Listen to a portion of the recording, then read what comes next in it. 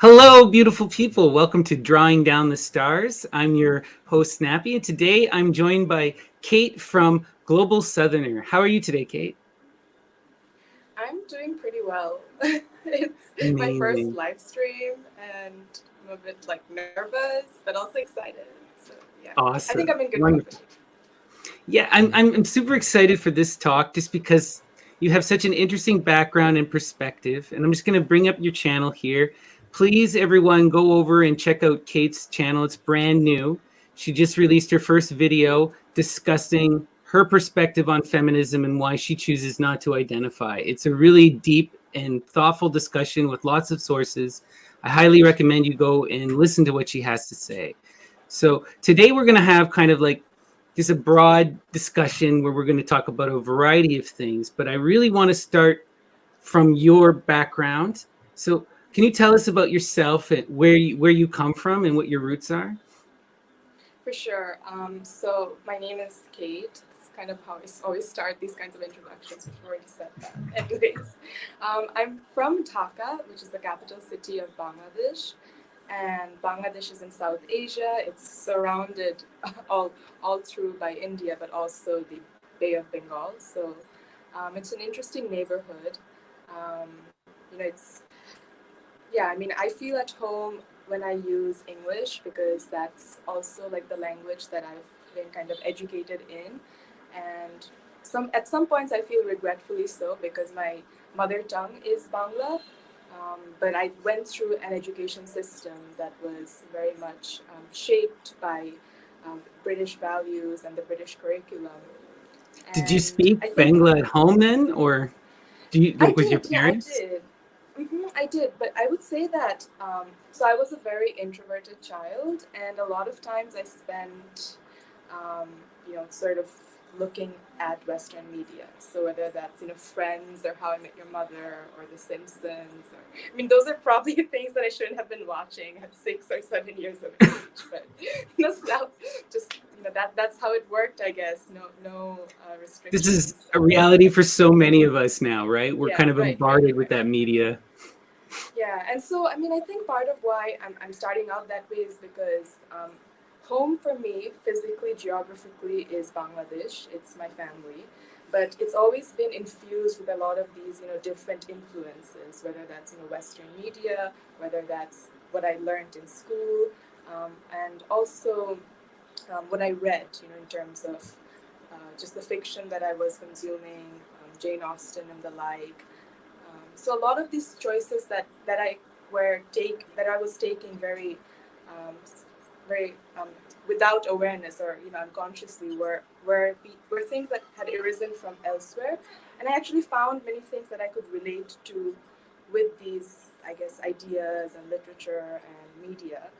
Um, but it was only like much later that I started to think about my own identity in regards to like these cultural sources. Like, how do these cultures actually view me? Because I had identified so much with the characters that were presented in the television, whether that's Wow. Yeah, yeah. that's interesting because, usually you hear the opposite often where people have trouble relating, but you Oh, don't. sorry.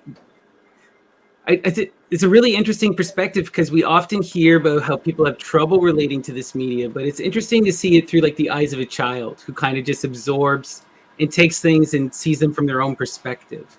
So Mm-hmm. you're kind of able to, you are impacted by that kind of Western baggage, but at the same time you view it through your Bangladeshi lens, right? Right, right, of course. But then I wasn't aware that there was a Mm, Bangladeshi lens for the right. longest time, and so like the my understanding of who I am has kind of taken a very interesting roundabout way, from Bangladesh to going to the United States for my undergraduate education. And I selected a program that was a bit interesting. It's called Minerva. So I did a lot of traveling as part of the program, and each semester I was in a different city. So I went to San Francisco to begin with, and then I was in Korea, South Korea, although there should be one Korea. And I went to India, I went to Argentina, and so I got to travel quite a bit. And That's an incredible. So, what's this program focused on? Like, what's the background? What are you studying? Yeah, sure. It's a 4-year undergraduate program. It's liberal arts in, I guess, the American way, and it's very new. It started in 2013 or 2014, and yeah, I mean, it's interesting because it brings students from around the world. So compared to any other U.S. college, you have a lot more international representation there. And, there are positives to it. I like that international environment. I also liked the ability to travel. But there were also parts to critique about it. But for me, what it meant was from transitioning from high school to thinking about university, the travel was what motivated me to actually take the next step, and Minerva offered that. So yeah, I mean, that's sort of what happened. But in the middle of that traveling and in the middle of trying to figure myself out through the travels, I was also studying a degree in computer science and politics. Yeah, so Wow. I was really interested in the ways that, I mean, how technology is made. I was interested in like programming and how you represent ideas through symbols and then communicate with something called a computer. And also what effects that had on society and what effects society had on the computer or the technology. So yeah, I mean, that's sort of where I would say I spent 4 years of my life after high school, after I became a thinking person. Right. So you kind of went right from like. I went. Oh, sorry. So you kind of went right from school into undergraduate and traveling. That's quite of a big transition. Had you been outside of Bangladesh before or anything? Yeah. So when I was younger, I went to boarding school in India for a year. That's in northeast of India.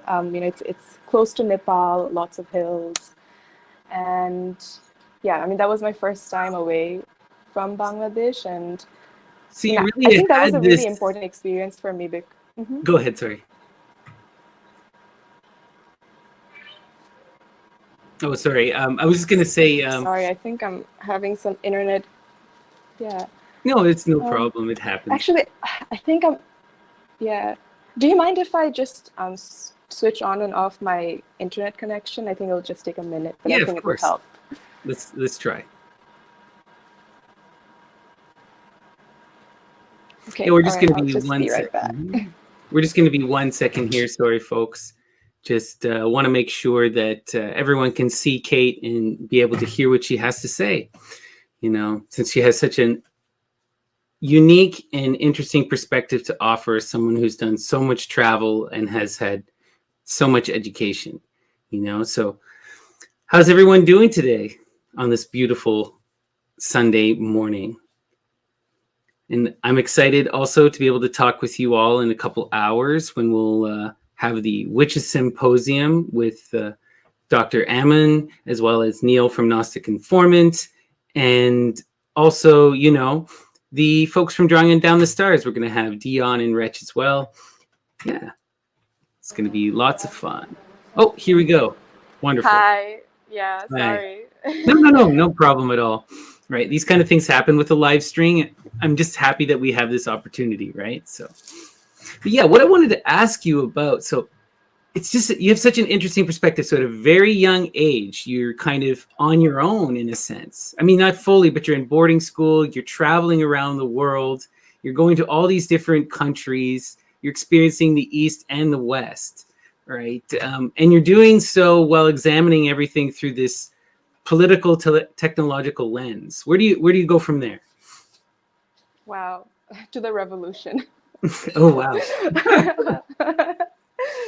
I mean, ideally. I mean, to be honest with you, that's not far from the truth, because what happened was when I traveled across the world, I mean, one of the distinct memories I have was being in Argentina, and I had a friend from Argentina that I'd actually met when I was younger, and had visited India.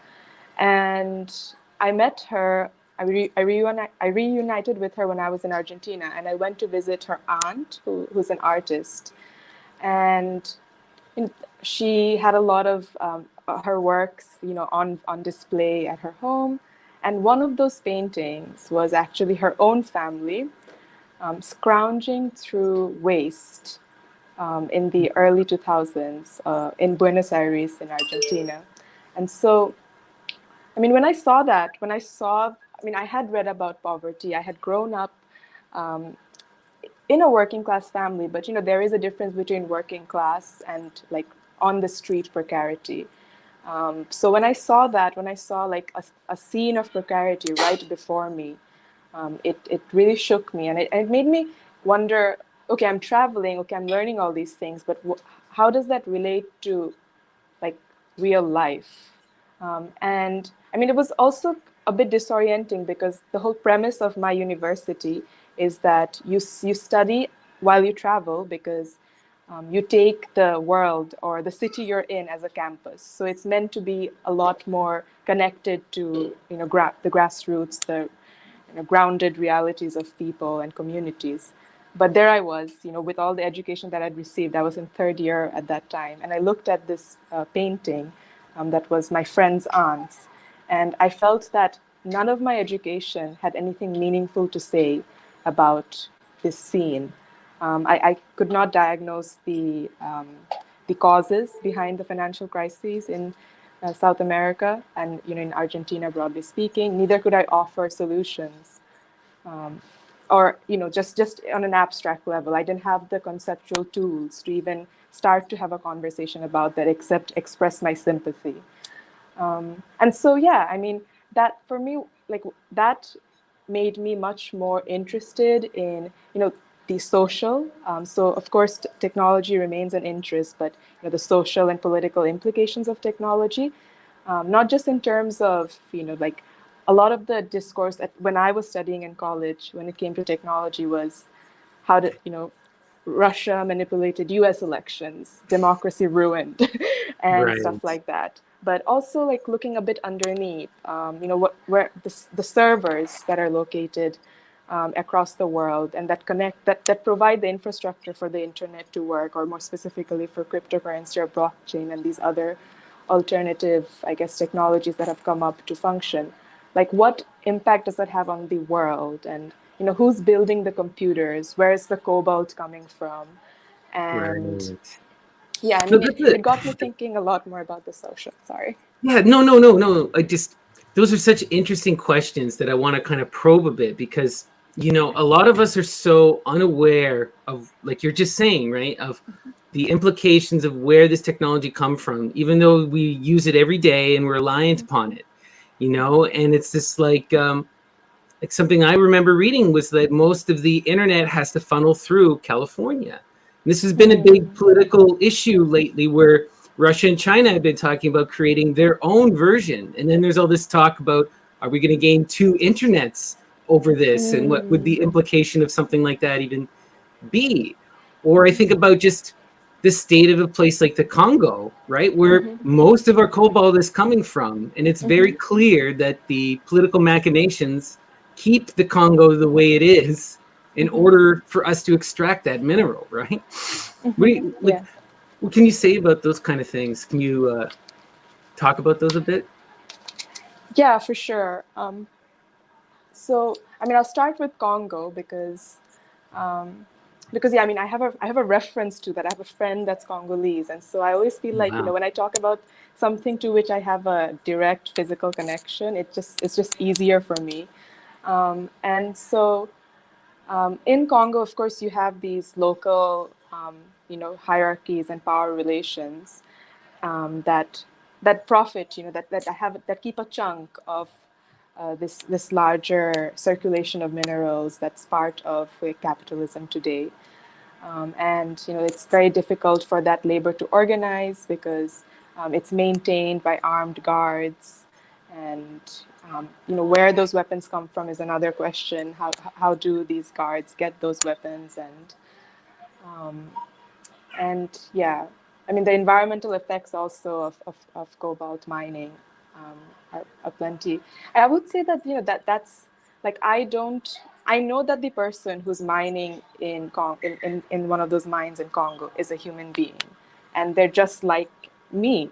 They have feelings, and they have things they like doing, things they don't like doing, but they're in an environment in which the options before them are do this, or Right. find some, or maybe, don't work at all. And so that's, No, that's a very good point you raised. Just I always think about it like, you know, the environment. I remember my parents told me this anecdote when I was a child, and it stuck with me. And because I was so passionate about the environment as a child, and I remember seeing, African laborers chopping down the rainforests and just being very upset about this. But then my dad being like, if you're in Africa and the only job you have is chop down the rainforests, or you and your family are going to starve, you're not going to think twice about the rainforest.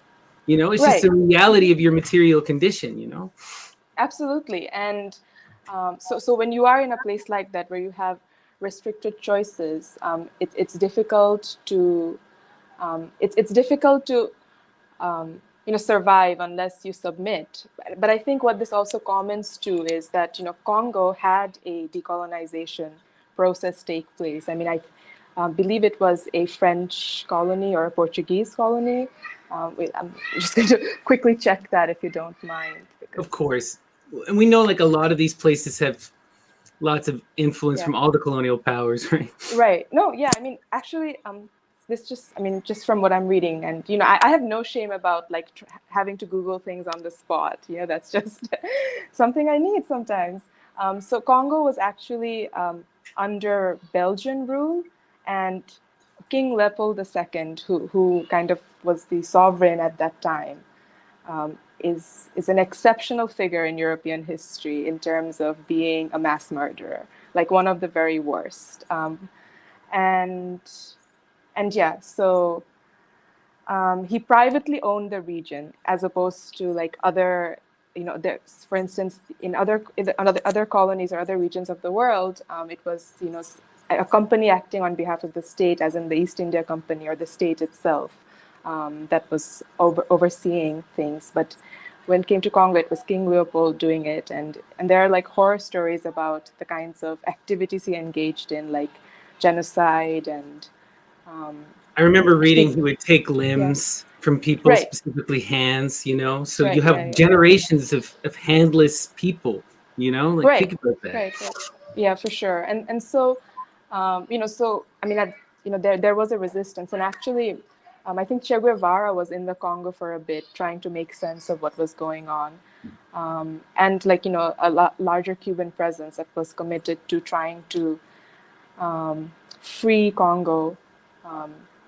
But yeah, I mean, I can speak to like there are some interesting things about his experience that speak to whiteness from a Latin American perspective, and I'm also a big Che Guevara fan. So, but anyways, like the point I'm trying to get at is that you had these very repressive conditions to begin with, at least if we start at the reference point of European presence in the African continent or Congo. And then you had a formal decolonization process in which states emerged, a lot of whose lines were not actually drawn based on any meaning to the people themselves. They were borders that were imposed based on how European powers gambled with one another about territory in Africa. But what you had was effectively political freedom, or political recognition on an international stage, but no economic sovereignty. So like if we think about the cheap labor and the cheap cobalt that's kind of being exported out of Congo and then going to processing somewhere else and then being sold in the United States, for example, or Europe, it's taking this, the supply chain of these minerals and the commodities that are taking place. I mean, for me, it's first of all there's no reason why that someone should be paid less for doing work that compared to what they would be paid in the country in which that good is being consumed. Like, that's why does the economy allow that? Is like a major question that I have. And the second thing is that even when there are efforts to mobilize labor, or efforts to, build collective power, it's kind of, there are lots of local interests that prevent that from happening, like local interests that want things to stay that way, that's collaborating with the colonial powers. And Yeah, this is yeah. something that I really recognized when I was studying Indian history, is this process of divide and conquer, where powers set up regional powers, usually a form of some kind of formalized dictatorship, usually through some kind of traditional authority, which is harder to break, that kind of those kind of establishments, because they don't operate under a codified legal system. So you exploit these traditions in order to maintain sort of a fascist grip over these people. And at that point, you just have to talk to whoever's in charge, to exercise your power. And the people there, they look to their own because it's their own, and you have these traditional power structures in place. So it becomes really hard to break these. Like, this is something also we see across North America in various indigenous communities, where the government purposefully empowers corrupt individuals on behalf of the tribe, right? Yeah, and I think this sort of brings me to the question, like, what can I do? And there are lots of exploitative relations within Bangladesh itself, but also elsewhere that I care about and that I want to pay attention to. But it can seem that these conditions are very difficult to disrupt or make any change in. And what I found very useful, and what I've actually tried to do through my travels, is to engage on a cultural level with these different countries, with the Congo, for example. To learn more about to learn more about people, because one of my favorite Marxists is this. Wait, she's buried left of Karl Marx. I think her name is. Okay, well, Is it she's Rosa from Luxemburg? not Rosa Luxemburg, actually. She's from Trinidad and Tobago, and then she was in the United States, and then got deported to the UK. And I'm blanking on her name. But once I remember her name, I will let you know.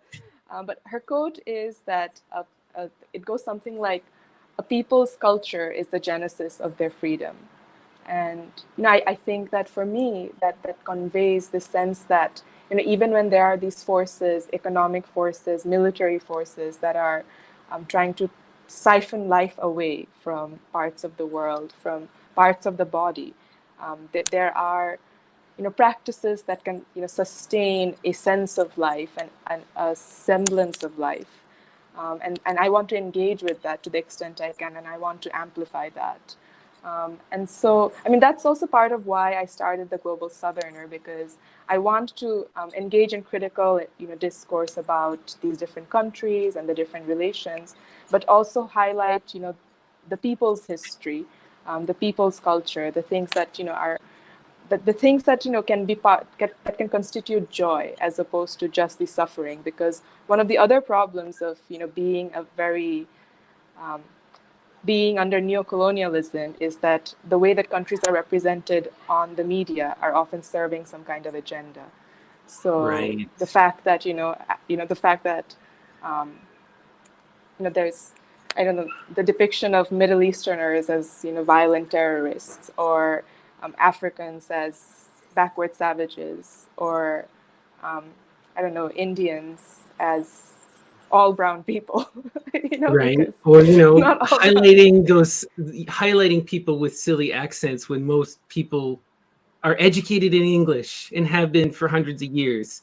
Right. You get Right. so there's all of these very insensitive things. But again, I think that comes back to this idea of divide and conquer, because most people or not most, but many people aren't able to have the experience you had, where there's this humanization of the other that happens, where you get to go and by witnessing the violence firsthand through other people's experiences, you can humanize it and understand, and you had that reaction. Why do they suffer when others do not? Why is this going? And this is something that Gandhi talked about a lot and was kind of at the heart of his praxis, which was recognizing the humanity of the others. So showing them the abuse that is a result of these actions, it empowers people.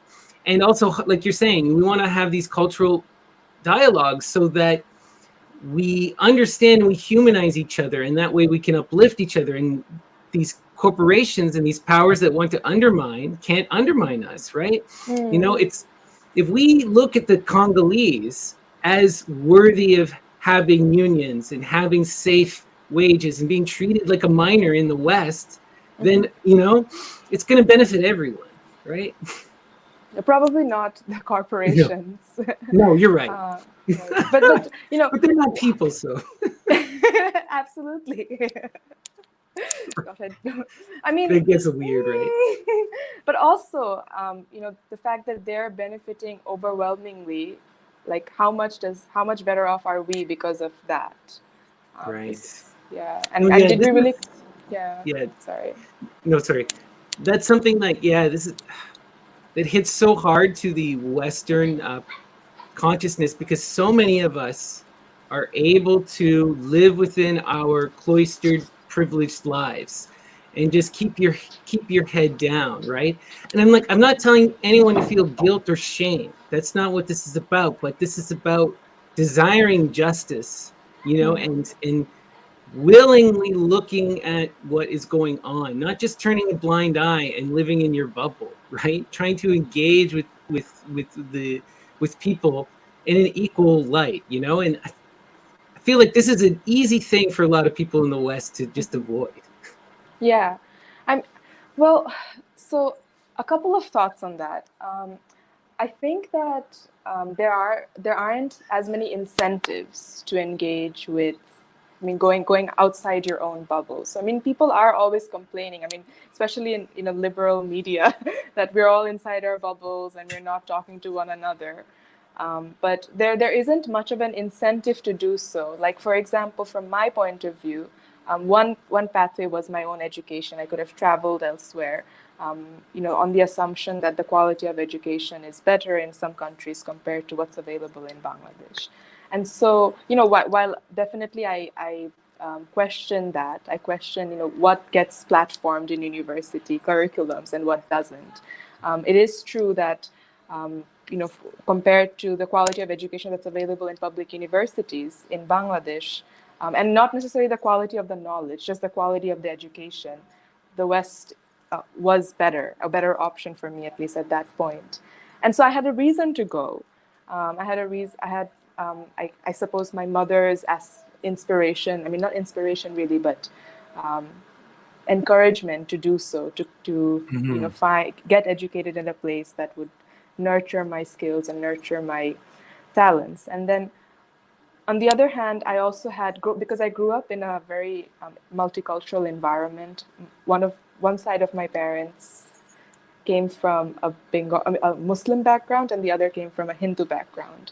And I grew up in a very open-minded, I would say, setting. So there weren't any compulsions around religion, and in fact, there was a lot of engagement with Christianity, with Buddhists, and not so much with the indigenous beliefs, like the beliefs of the indigenous people of Bangladesh, but I would say compared to my peers, much more diverse. And so I had this natural interest in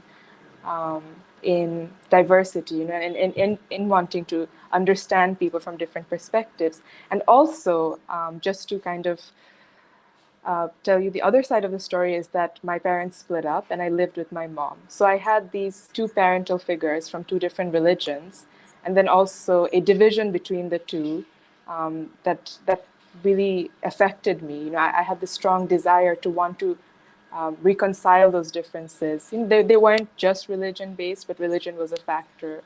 My mother actually had to sever ties with her entire family because they would not accept her marriage to a Muslim man. Oh, wow. And then things didn't work out between them, and there were a lot of tensions around my maternal family then re-accepting my mother because now she had converted and married a Muslim and has a baby with that Muslim guy. And so, I had this strong desire to reconcile, to understand. So those experiences really shaped the way that I engage with different cultures and the different places that I go to. But it's not a point of my own virtues, but not a lot of people can start from that place or don't have the incentive to start to want to care about cultures that are beyond their own. There aren't material incentives, so they don't need to like go to a different country for higher education, for example.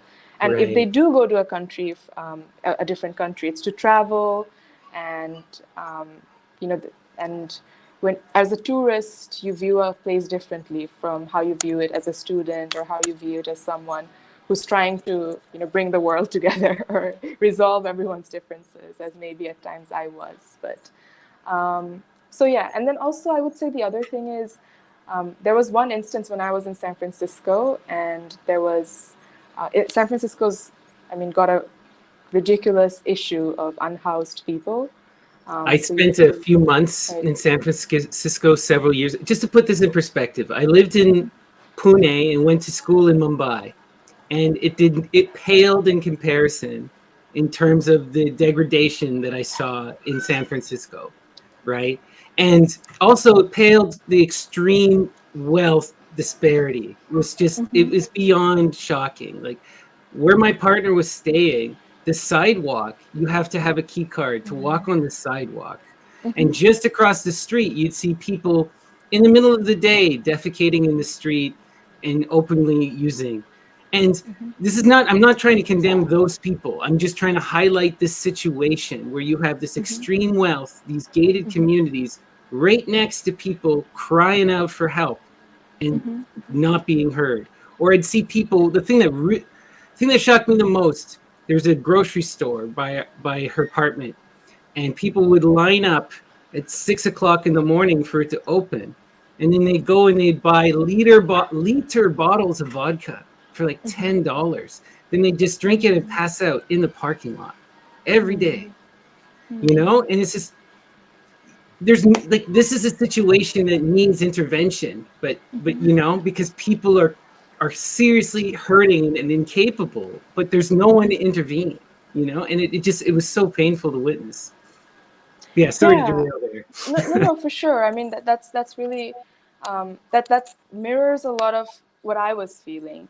But I was aware that very close friends of mine were not feeling that way. They weren't Mm, looking at they weren't looking at these signs of deprivation and feeling empathy, or even feeling like like they thought it was a nuisance to their everyday lives. My peers, my friends, they wanted to be able to walk in a city that's beautiful and clean, and you've got a Golden Gate Bridge and take some selfies. But that wasn't the case, because that's the image that's promoted maybe on the media, but in reality, there's something else. right. And the same thing that happens is that when you have that kind of mindset, you can travel around the world, but you don't step out of your own shell. You don't step out of the own assumptions. And in the development sector specifically, you have a lot of people who come to the global south and see those signs of deprivation. These are policymakers, Washington folks, or really powerful individuals in economics or in politics. And they come to these areas, they see these signs of deprivation, and they say, what's missing is opportunity. These people need opportunity. They need to become entrepreneurs so that they can lift themselves up, and become independent. And the fact that the problem exists is difficult to reckon with, but also that the solutions that are offered by elite decision makers around the world is also very difficult to reckon with. You're right. Um, And I just want to highlight that because that was a trend I had witnessed when I was in India at the time, was this microloans. And it had become such a cultural issue. They were making movies about how there was an entire generation of people who were in now debt slavery because of microloans they could never repay. And it became a normalcy for a period of time for these men to commit suicide so that the debt would not transfer to their wives or their children. Like, that's not a solution. That's not a solution by any means, right? Yeah. And we need to recognize it. It also reminds me, my brother did some traveling in parts of Africa, and he went to this one area where he saw a massive landfill filled with Western clothes, and they were still bringing more. And the people there are not using them; they're not recycling them. It's just a dump. But this is all charity. This is all people thinking that they're doing something that's positive, And it's just, on a more personal note, like, we need to talk more with each other and not make assumptions. This was something I kind of learned the hard way, because wanting to engage in spirituality is a really complicated thing. And I was there studying religion. And I even had friends who were like, come and engage. The big festival where I was staying in Pune is called Ganapati Chaturthi, for Ganesh, right? Or Ganapati. And the central rite is you take a clay version of Ganesh, you bring him into your home, you treat him well for a week, and and then you bring him back to the river, and it's like he returns to the earth. It's like a beautiful thing. So I asked, I learned, I listened, I wanted to participate. But I didn't do enough, and I wasn't really looking. And I was, because I went and I bought this Ganapati, and I'm in the open marketplace. And my first instinct is, this is a fragile piece of art. I need to protect this piece of art. So I took my shirt, I wrapped it around the murti, and I put it in my bag. A bunch of people outraged in the middle of the street. And I didn't even recognize. My friend Sartak stops me, unwraps, no. He's like, I thought you knew. No, this is God. You cannot stuff God into your knapsack. And I was like, but I don't want to break God, And then he calmed the situation down, and people understood. But had I just paid attention and watched all the people walking around holding Ganesh in their hands, covering his eyes and his face, I would have recognized that what I did was wrong. But this is a constant issue with these cultural exchanges, and we're also afraid to make these faux pas and talk, right? Yeah. I mean, that's really interesting, and I would say thanks for sharing, because I guess people don't always share the fumbles as much as they share I found myself, I discovered myself when I did that. Yeah. Right, and it's important that we share these fumbles, because if you're going to what I'm trying to understand, these people's spirituality is a central thing to their lives, and this is not something that people play with. And a lot of tourists, they want to go and have an experience, and I can, that's respectable, but these are people's sacred things that they, that mean something. You have to really, if you're going to engage with that, you have to take it seriously and listen, Right. Yeah. And it's okay to make mistakes. Of course. And, that's something that I've learned, because, I would say starting 2020, the protests surrounding Black Lives Matter, I became really interested in looking at the world from an anti-racist perspective. And I also began to feel a lot of solidarity with Black people and Black history and Black struggles. And I was always wondering where, about my positionality as I'm interacting with people of African descent, or Africans for that matter. And, there were times when, I wanted to express solidarity, and I wasn't sure what to say or what to do. And there were times that I made mistakes. So, for example, I once went up to someone and I asked them which country they're from, and then they responded to me. And then another time when I was speaking to them, I associated them with a different country, like I just forgot. And when I thought of, and this is from the African continent, And when I made, when that happened, I felt very bad, because I would not forget if someone was from the US, or I wouldn't forget if someone was from, the UK or something. And so, these countries that have a very strong representation on the media, and hence when you meet someone from that country, it's just easier to associate and recognize and remember. So I had a lot of fumbles like that, and I was lucky because the interlocutor, the friend that I was talking to, said it was okay. It was okay to make mistakes. It's okay to learn. And there were times that we even laughed. Like I have this Ethiopian friend, and within the African population, I think that there are certain features through which you can recognize Ethiopians. They do, they stand out compared to other Africans. Not all of them, but there is an Ethiopian look. And that's a racist idea. It's a racist idea to say that you can look at someone and you know who they are or where they're from. But we laughed because it's also kind of true. Like you can look at a certain group of people and you can actually say that you can situate them with a specific region.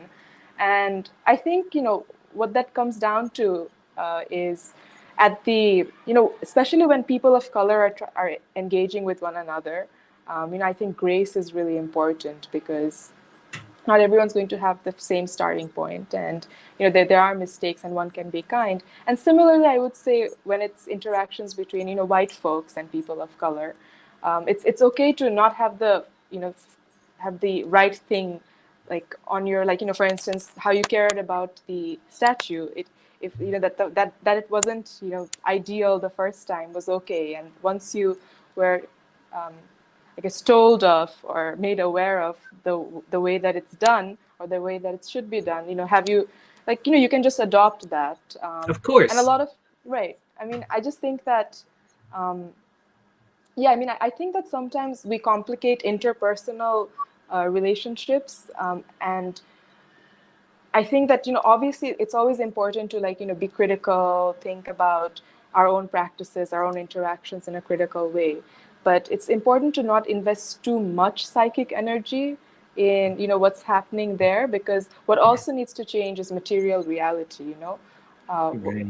What needs to happen is ownership of. I mean, you want more egalitarian ownership, like you want different races and different groups of people, different racialized peoples to have more access to wealth. But you also want, a society in which wealth doesn't dictate everything. You raised some really good points, and I think because that happened to me, and I feel still guilt over it. Right, I have a more negative association, but you're right, and I just see this through the trans lens and something like pronouns. And a lot of people ask this question because it's become such a highlighted one in the media. But personally, for me, what matters is respect. If I feel you're coming to me with respect, if you use the wrong phrase, it's not an issue. The issue is if you're trying to be disrespectful, or if I talk to you, and you continue to not listen, right? But it has to be an active disengagement, right? No one, at least that's for me. And then I always try to caution and remind people that those who do get upset, these are people who are hurting, who are dealing with a lot of maybe psychological trauma or interpersonal trauma, and just to try to have grace, like you were saying. Yeah. you put it really well. I think, as you spoke, what I can think of is, I was most recently in the UK. I pursued my graduate studies there. I did development studies with a focus on economics.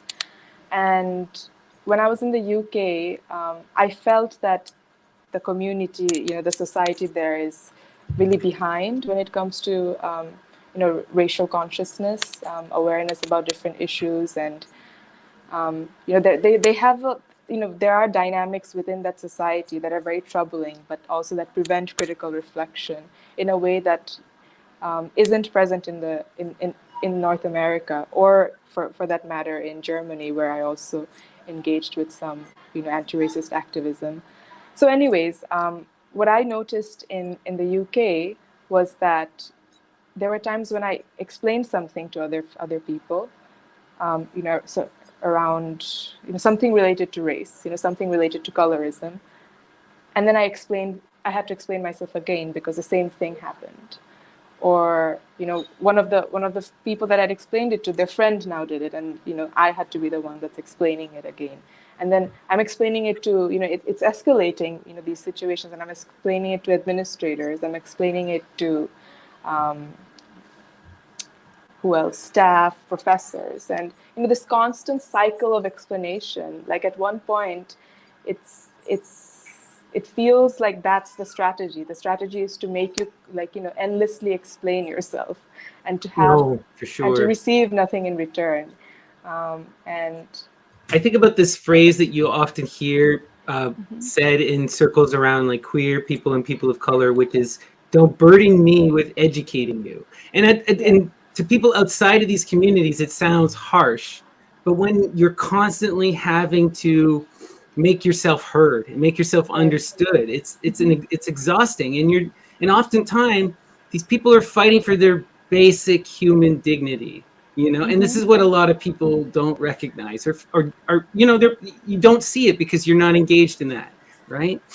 Right. And if you don't recognize it, like for me, if something I say hurts someone else and I don't understand it, I'm willing to acknowledge that I don't understand what's going on, but I can see that I'm hurting you and I'm sorry. But that step for a lot of people is difficult to take. And I think that, it's kind of interesting. It's almost like, very normal human behavior. Just it doesn't proceed as normal because of this, all these meanings we attach to our interactions. For instance, um, me apologizing to someone else for being racially insensitive. I'm using my own example here. Or for being racially insensitive, but for not understanding it. And it doesn't mean I'm a bad person. It means that in this situation I haven't understood it, and even if I am a bad person, even if I have done some bad things, there's opportunity for me to improve. There's opportunity for me to address that, and if we can kind of look at it from a growth mindset perspective, instead of this like steaming in shame, like Right. I think. because I think Go sorry. ahead, Greg. No.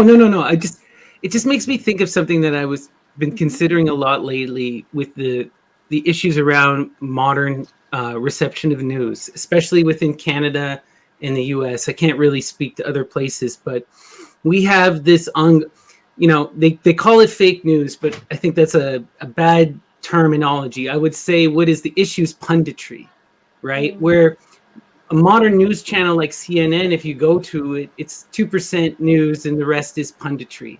And they take people from extreme positions and they put them in these designated boxes, and then you sign up with your team.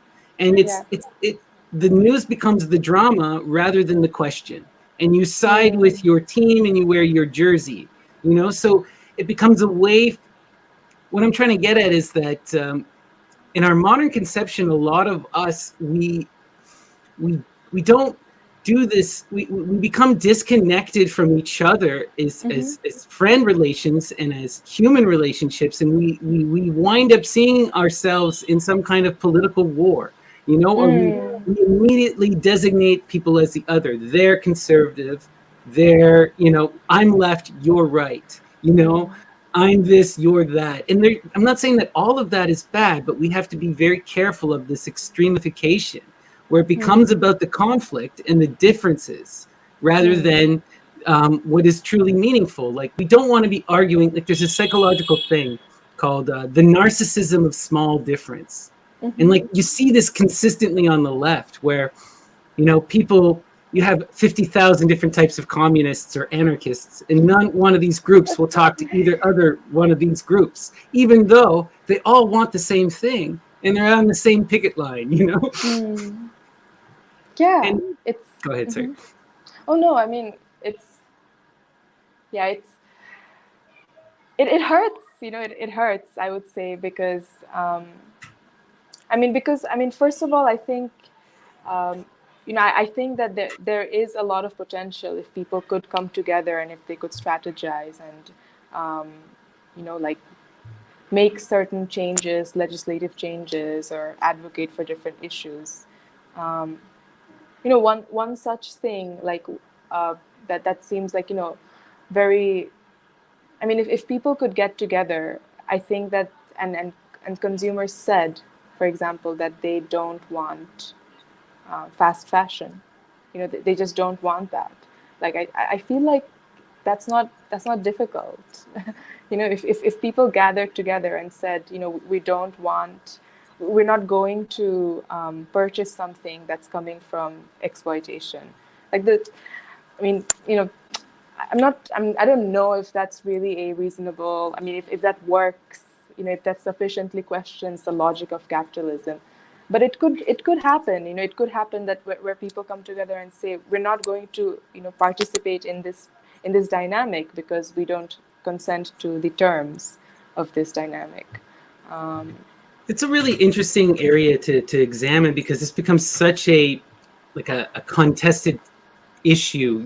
How do we participate? We all kind of have to suffer under capitalism, which is true. But a huge part of my personal spiritual practice is this idea of shadow work, of self-reflection, and of trying to act in a morally positive way in which that I am contributing to those around me. So, I mean, I'm not saying that people, I'm not dictating what anyone else do, but there are reasons why, and I've really thought about this, why I'm vegetarian, why I don't engage with something like fast fashion, why I try to, and I don't think I'm not saying that we all need to do these things, but if we as a society were having a more self-reflective approach where we were trying to act in a more ethically, minded way, it would be greatly beneficial.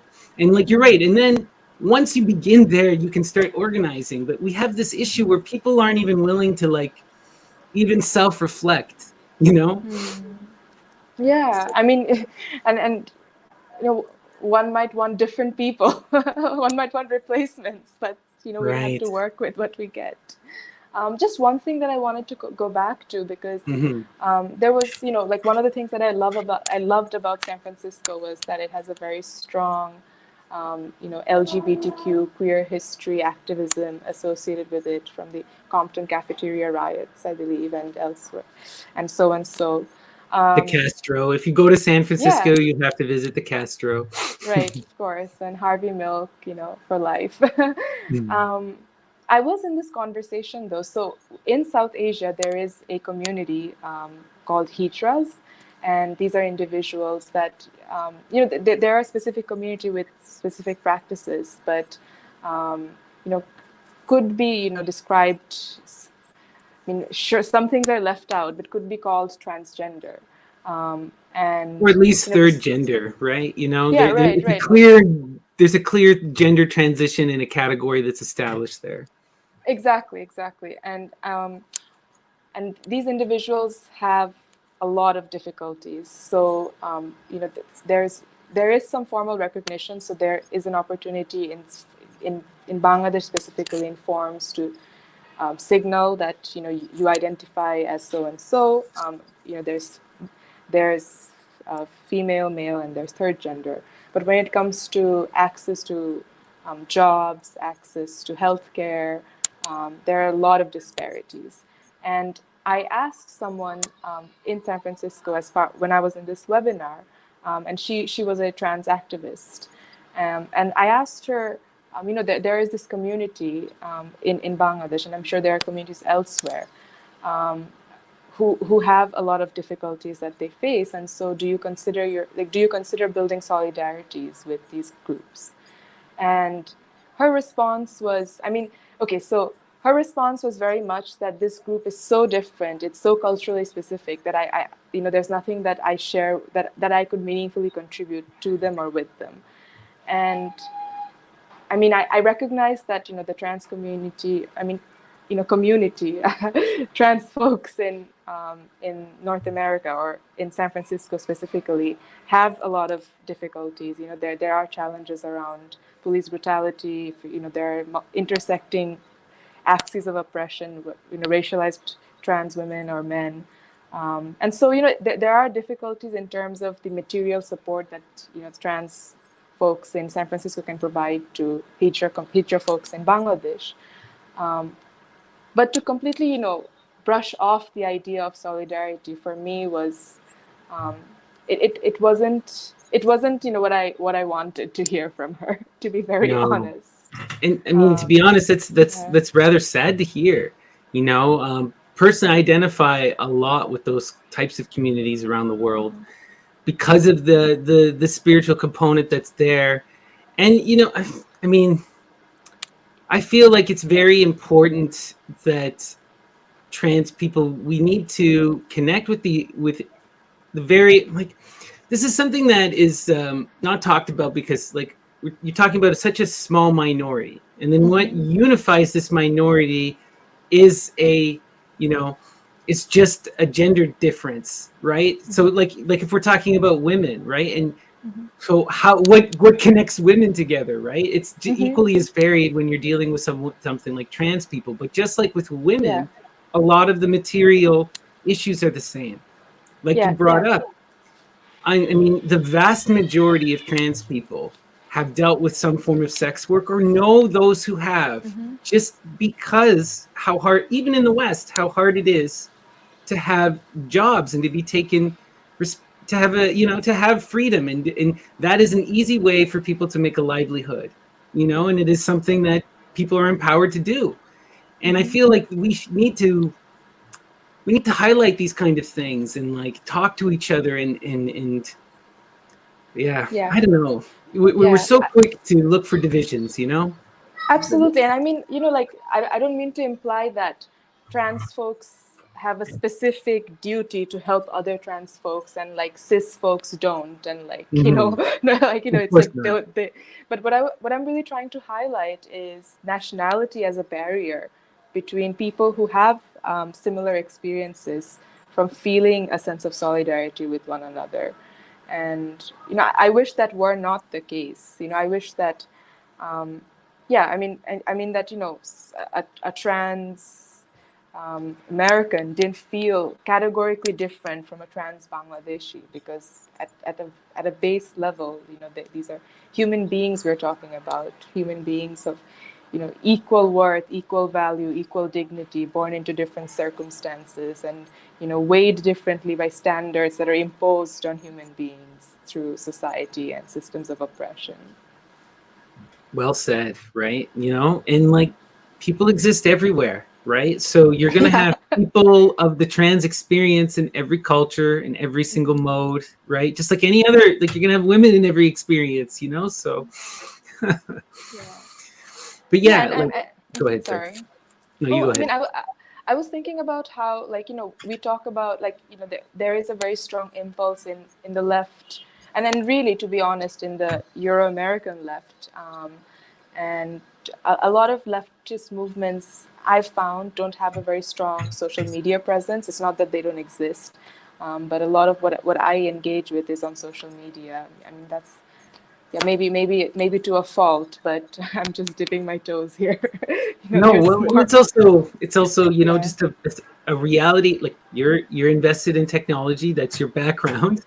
And we now live in a globally connected world.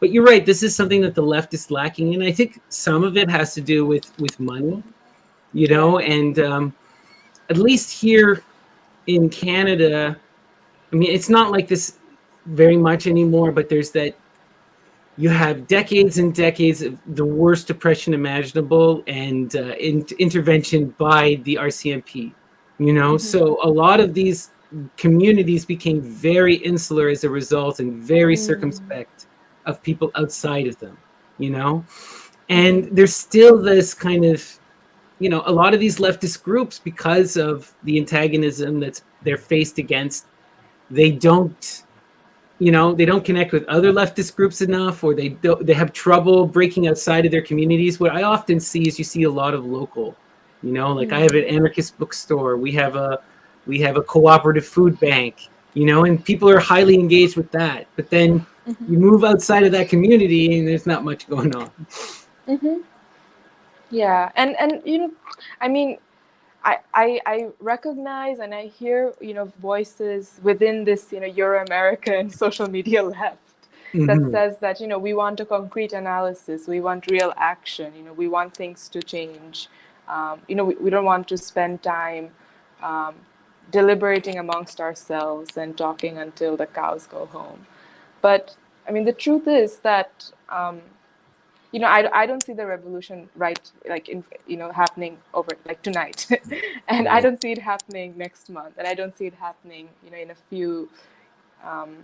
a few months from now, you know, maybe a year if we get lucky.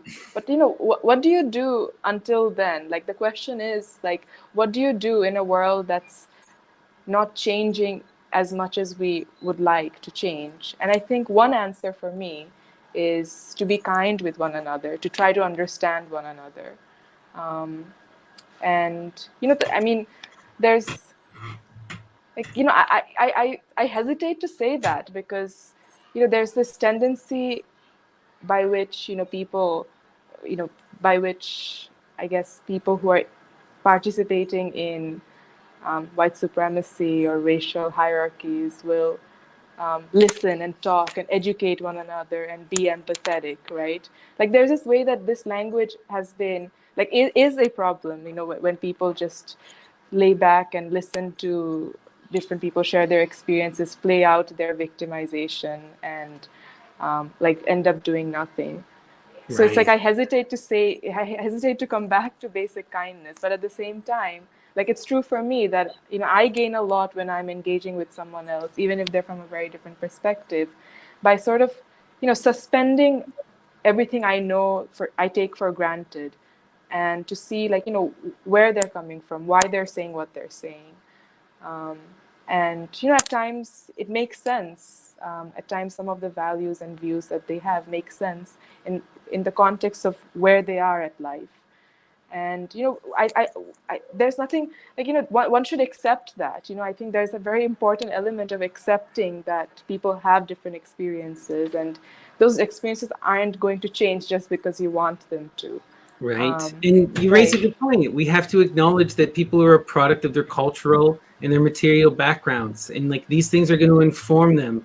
Like I often think about like the people I have met who are invested in a lot of these extremist political movements are people who have come from very damaged backgrounds, who are then recruited and love bombed. And you know, like when you add, and I'm not saying that justifies anyone's actions, but we need to understand how these things function and why people are in them and recognize people's humanity, you know? And then when people are willing to leave, we give them an avenue for escape, you know? Right. And, you know, unless we address those, you know, difficult experiences, you know, our propensity to be love bombed, Right. you know, we risk replicating this even when material changes have taken place. And so, you know, let's consider doing that work now. You know, and that's a very personal process. You know, each person takes their own time. Yeah, I mean, I've I found it, you know, life is full of paradoxes, and sometimes, you know, what radical change requires isn't what, you know, radical change looks like it requires. This is going to bring us to something more related to my general channel, because I think this ties in really well into this idea of the magical perspective and what people are doing when they're engaging with magic, because the idea is to use artistic creation as a means of transformation, right? Of both transformation of the self and of your surroundings. And I think that we can utilize art in this way to affect these kind of social changes. You know, and if we look across history, we can see how that is very true. And it's something that we can all do in an accepting and kind way. Absolutely. I mean, you know, for me, art was the thing that woke me up. You know, seeing my friend's aunt's depiction of her family's misery made me question a lot of what I had been studying and the whole value of it all. So I think that art, by virtue of being graphic and less, informational, or not that art always has to be, graphic, Mm-hmm. um, I mean, has huge potential.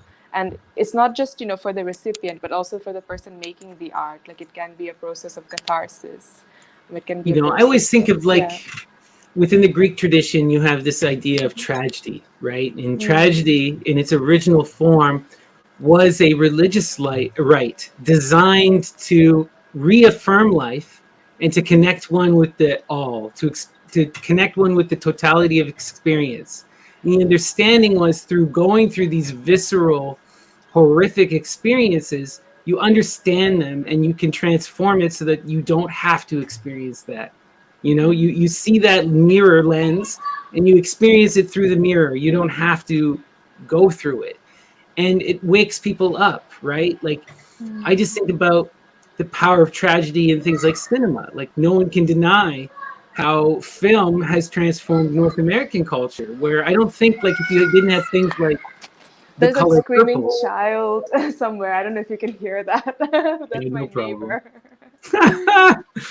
But it's like, I think we can all agree that if it wasn't for a lot of these progressive films that we had, that the people of like a Black experience wouldn't be in the same position they are now. It's through this sharing of art and showing people what's actually happening, I feel, that is really transformative. Right. Yeah. I mean, I love what you said about sharing, because like that is a way to communicate with people as people. I mean,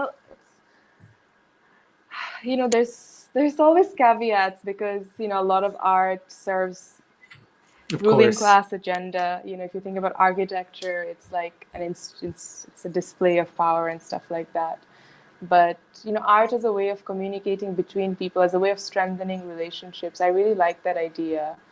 And what I mean by this too is, like, you can turn your art into praxis, and you can do it in various ways. Like, if we want to take this concept and put it into like political science, I believe people like Gandhi and Martin Luther King were doing a very similar thing. They're highlighting the abuses that they were experiencing and utilizing the news media and the humanity of people who are experiencing this news to transform the legal system, right? And to change their material reality, right? And it's through showcasing that violence. It's when Gandhi goes and refuses to sign the bill and they beat him. It's people seeing that and seeing how absurd that is. That has a visceral response. It doesn't matter your background. We can all recognize that is wrong, And that, in my mind, is like a performance art in and of itself, right? Yeah. I like that. I mean, I kind of feel like I wish that more of my education growing up had been like artistic, especially performance art. Acting and theater is an outlet that I wish I had access to growing up. But now, I mean, it's never too late. I'm just relating it back to, I guess, my own experience to make sense of it. I mean, yeah, there are, there is a, I think that art has a very psychic, like there are psychic benefits to art. The process of making an art, or the process of bringing something into creation, especially when you're faced with a world where a lot of things you cannot create or dismantle, but you can do so in that artistic space, and on the paper, or through words. I think that idea is very powerful.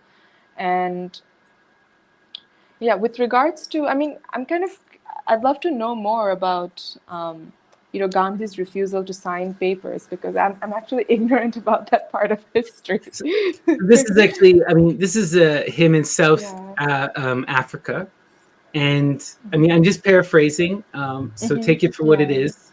But from what I understand is that every person of Indian descent had to sign a voter ID card and had to carry with them identification that labeled them as a lesser citizen and as an Indian. And Gandhi went and burned his identification card. He refused to sign it, and then he burnt it. And if you watch like the movie, they really Yeah. they hyper. This is one of his transformative moments. It's one of the early political actions that he does. And you know, Gandhi is not a perfect figure by any means, but I do think that he was onto something with this practice idea that he has of showing people the abuse, of using the media as a way to show people the hypocrisy of these oppressive legal systems. And you see it in how it plays out with other activists in even a more effective way, like with Martin Luther King, Jr., you know, so. Yeah, no, absolutely. I mean, that's, yeah, I mean, just hearing that, it's such, you know, it's powerful, because what identification does is it creates a subject, and to, you know, to deny that subject that is trying to be, that is imposing itself on you, to deny the system as well that's creating that form of classification, is a very powerful act. I just wonder though, because, you know, we live in an age where there's so much in terms of image. You know, I mean, I don't know. I was going through Twitter the other day, and you know, the people were saying that some folks are using AI generated images of people suffering to create charity campaigns. Oh my God. And right, yeah, and I think, like, you know, it's yeah, I mean, it's slightly. This is. I just want to, like, as leftists, I always have to remind myself, anytime we have these kind of new technologies, it's easy for us to imagine the worst. And I'm sure people are going to use them in a very negative light. But I also just want to remind people of the potential for these kind of, you know, something like AI technology now allows those with an idea, but without the means to express that idea, right? And we don't even know what that could lead to. That's a huge potential, you know, that's a Right. beautiful thing, I think. But you're Yeah, right, though. We also, every one of these moments, we have to be careful, right? yeah. It's like we can't afford to stop thinking critically. That's, like, you know, what's behind that picture, because, you know, someone who might look at that, I mean, I'm assuming that, you know, in film, or you mentioned in film, like that moment of Gandhi burning his ID is memorialized.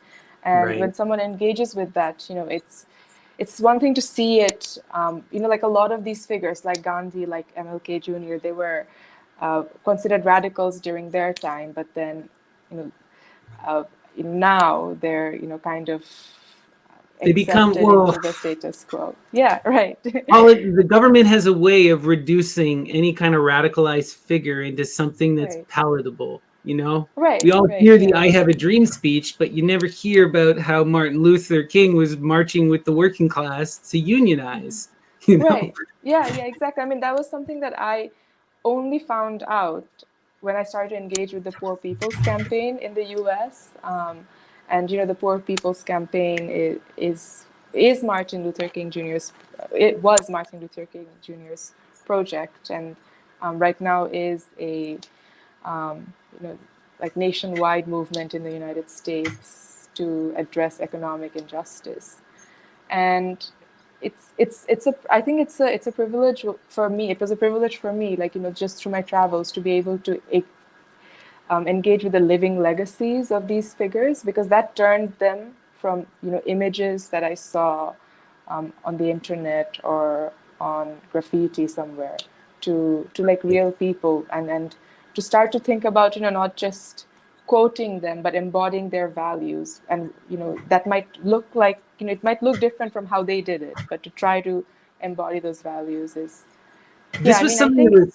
was huge for me, actually, because when I went to India, I was very young, you know, it's like Yeah. second year university. I'm 20 years old, totally naive. And I was very passionately, like, I really identified with Gandhi at that time. And my Western education was I thought it was fairly comprehensive in Gandhi, but it was not. And Yeah. what was wild to me is when I went to India, the perception that I had of him as this saint was not what they had in India, right? In India, they viewed him as a politician playing saint, not as a saint playing politician, which was what I had in my mind, you know? And you're right, like, I got to go to the place where he was interred, and I got to hear and read actual accounts, and I talked to professors who'd studied his work, and you would start to recognize this is just a person who saw an injustice and acted against that injustice. And the key to any of these figures, Martin Luther or Gandhi, is that they are acting and that they're actively trying to put their ideas into praxis. And they have these extreme wills. And I think those things we can admire about these men, regardless of anything else, you know? It's that ability to have an idea and believe in it so much that you're willing to sacrifice for it, you know? And that's truly transformative. Absolutely agree. And you know, it's I mean, for me, of course, it's also interesting the way that the civil rights movement was dismantled. You know, the way that state apparatus, you know, the CIA, the FBI, were involved in, you know, weakening different groups, different movements. The Black Panthers being the shining example. Right. And so, you know, like when we confront the fact that we were talking about earlier, how the left is very divided, how the left is insulated, how the left does not act. You know, like I think, like, what else do you expect, given that there has been this systematic dismantling of movements, of, you know. No, Sorry, you're right. I might have disappeared for a bit. Yeah.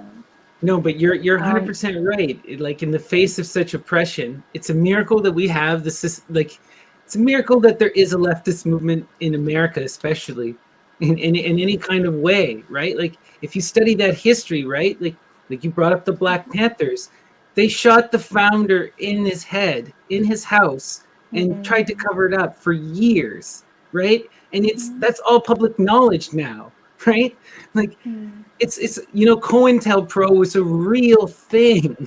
You know, there's a reason why in America there are only two political parties. You know, and someone like Bernie, like, don't get me wrong, I'm not putting Bernie Sanders down, but the reality is, if you were to put him on the global scale, he would be smack dab in the middle. He would not be considered a revolutionary or a radical by anyone's else's standard, only in America. But yet, you can't even have these conversations about universal health care and a basic living wage. You know, like, that's terrifying. And it's like, if we can't have those questions in the West, how can you even have those questions on the global scale? How can we begin to address any of this extreme degradation, you know, that we witness? Yeah, absolutely. And I mean, you know, just, I mean, I love the way you said that in terms of the sheer difficulty of thinking globally about these problems. And you know, it's worth recognizing that it is difficult to think about these problems on a global scale, and the things like, you know, and having humility, like answers that we think are, you know, the final solution, you know, the final thing that needs to change, that they aren't always as I guess all-encompassing as they could be. But on the aspect of like organizing in the global South itself, there's a lot of pitfalls when it comes to like, you know, relationships between movements in the global South and global North. So, you know, let's just looking at Bangladesh specifically, you know, there were these accidents, industrial accidents, for instance, the Rana Plaza factory in 2013, basically like crumbling and taking like 2,000 workers or 3,000, you know, 1,500 dead and maybe another 1,500 injured who still have not fully received their compensation, like, for the damages that they've endured. I mean, what happened in the aftermath is that you had a lot of different coalitions, you had a lot of different, you know, different stakeholders, like fashion, like brands and manufacturers, as well as activists, and some labor organizations come together and form coalitions, like the Accord is one of them. It was EU-led and it was internationally binding. So, but, you know, whatever that means, because, you know, Right. like binding doesn't seem to really bind in a way that you might expect. But basically what happened is, you know, that was an opportunity in which, you know, domestic labor movements could have been strengthened instead of newer sort of structures being imposed. And even within these structures, there were a lot of power imbalances because you had these, apparel brands like H&M and so demanding that garments, like factory owners, provide safe working conditions, but not wanting to pay a penny for those upgrades and improvements to be made, and still expecting, same price or even lower prices for the products for the clothes that they imported into their countries. And so, this is just an example of how there are major difficulties in organizing everywhere, including in the global south. But there's this tendency whereby instead of strengthening existing movements, like people are always trying to enact and implement new solutions, new ways of doing things. And they sound very glamorous, but they don't build on what already is there. So, I mean, neglecting that legacy of working class organizing that is there in the global south is, I think, a huge problem. A huge part. Yeah. One thing I've noticed that a lot of Westerners do, and I do feel this to a certain degree, but they highlight things like if a communist or anarchist leftist organization in the South may have some tendencies to not be fully accepting of the LGBTQ plus, can't support them. They're a horrible organization, or if they fail to meet our environmental standard, or if they fail to recognize this government, or they fail, like we always find these means in which to undermine these grassroots movements and to ignore them and to dismiss them, right? When it's like we have to engage with the popular movements that exist. And if we're trying to bring people to a better place, like you can't just go there and demand that they be accepting of everything and hold Western values overnight, even if we want them to, Yeah, and one thing that I would say is, LGBTQ folks, queer folks, which, oft, I guess, tends to be one of those very extreme examples. Like these folks exist within global South countries, and they need rights. Like it's not a Western thing that they need rights.